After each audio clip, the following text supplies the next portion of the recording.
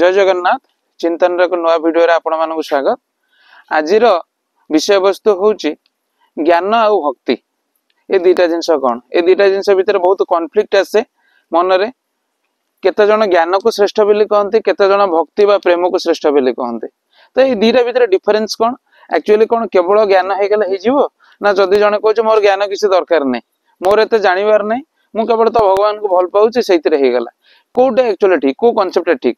जने ज्ञानी ठीक से चिन्हित से ठीक ना जने केवल भल पाऊँ से ठीक। देखो प्रथम आम जा हिंदू मानकर 4 वेद जहाँ को एलाबोरेट करी श्रीमद भगवत गीता रे तार सारांश मिले, जोटा को स्वयं महाप्रभु श्री कृष्ण कही से पार्थ से अर्जुन को से 5 प्रकार भक्तों कथा उल्लेख करा जायछि। आ 5 प्रकार भक्त मान भितर ज्ञान मिश्रा भक्ति ये जो भक्त तांको श्रेष्ठ आख्या बोली दिया जहाँ को महाप्रभु श्री कृष्ण अर्जुन को कही। तेणु यही आम एति जानले कि ज्ञान मिश्रा भक्ति माने जदि जड़े भगवान को बा से सुप्रीम पावर को पाइबा पई चाहती ताले उभय जिनसर दरकार अछि। देखंतु आउ टिके ताको आमे क्लारिफाई करिबा।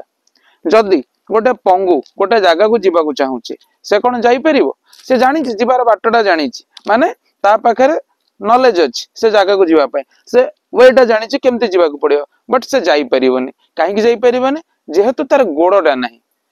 आउ जड़े अंध अच्छी से जगह को जीवाई इच्छुक बा तार इच्छा शक्ति अच्छी किंतु से जीव भी केमती कहीं ना ताको बाट जना ना जेहेतु तार आखि ना।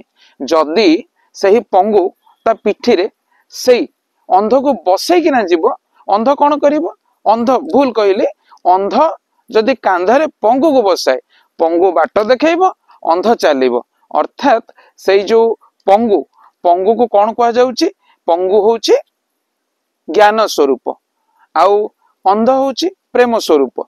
तेणु उभयंकर मिलन न हेले प्रकृत जो डेस्टिनेशन बा से जो जगह को जने जीवा चाहूचे सेठी से पहुंची परिबनी। देखंतु आपणकर गोटे जगह को जीवाई इच्छा अच्छी किंतु आपण पाखे जीवाई क्षमता ना, अर्थात आपण किसी भी फिजिकाली हो किंबा अर्थ बल हो आपण पाखे ना जेहेतु आपण से जगह को जाई पारु नाहंती। आउ जनकर कौन अच्छी ना आउ जनकर से जगह जीवाई क्षमता अच्छी अर्थात से बाट भी जानी ता पाखे अर्थ अच्छी किंतु जगह को जीवाई तार इंटरेस्ट ही ना ताहले कौन से जाई परिबो। अर्थ जदि जने केवल भल पाउची ताहले मध्य से पूर्ण भाव में पाई पारुनी, जदि जने केवल जानुची ताहले से पूर्ण भाव में पाई पारुनी। आउ टिके क्लारिफाई करिबा। देखंतु जेतेबेले नॉर्मल लाइफ रे आपणकर गोटे पुओ किंबा गोटे झियो संगे बाहागर होउची आपण प्रथमे कौन करूचंती आपण आगे जानुचंती तार डिटेल्स तार बायोडाटा आपण जानुचंती तापर आपण मैरिज करछन काहे कि ना आपणकर ता सहित जीवन सारा चलिबार अछि। अर्थात ज्ञान तो आपण तार डिटेल्स नउचंती किछ नॉलेज नउचंती।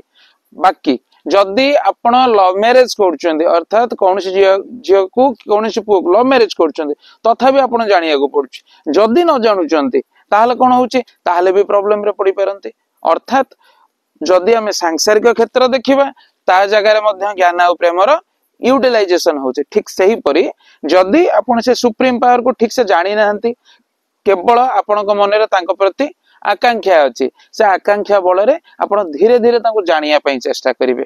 से जानिबाडा जतबेले आपनकर कंप्लीट हे जिवो आपण केही तादरो से बाटर हटै परिबेनी। जदि आपनक पाखरे केवल इंटरेस्ट अच्छी आपण को 5 जण आसी किछि भूल तथ्य दे देले हुए तो आपनकर मन हलचल हो जाई पारे।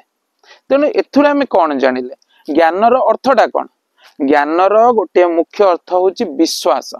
आपणकर जदि जनक उपरे संपूर्ण विश्वास नहीं ताहले आपणकर ता प्रति भल पाइबा मध्ये नहीं एटा तो आपण मानिबे कारण विश्वास होची भल पाइबार मूल। से विश्वासटा आसीबो कोठु से विश्वासटा ही केवल ज्ञान रु आसे काहे कि ना जदि आपणक भीतर से ज्ञानटा आसीनी ताले विश्वास भांगी जिवार मध्ये संभावना रहउची। सेहिति पई आपण पारमार्थिक कहतु सांसारिक कहतु प्रत्येक क्षेत्र रे ज्ञान और प्रेमर मिलन न हेले सक्सेस हुएनी।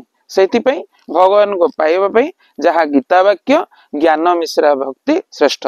तेणु उभय उभयंकर परिपूरक कहीं कहार विरोधी नाहंती। अर्थात केवल ज्ञानी किंबा केवल प्रेमी हेले हब नहीं।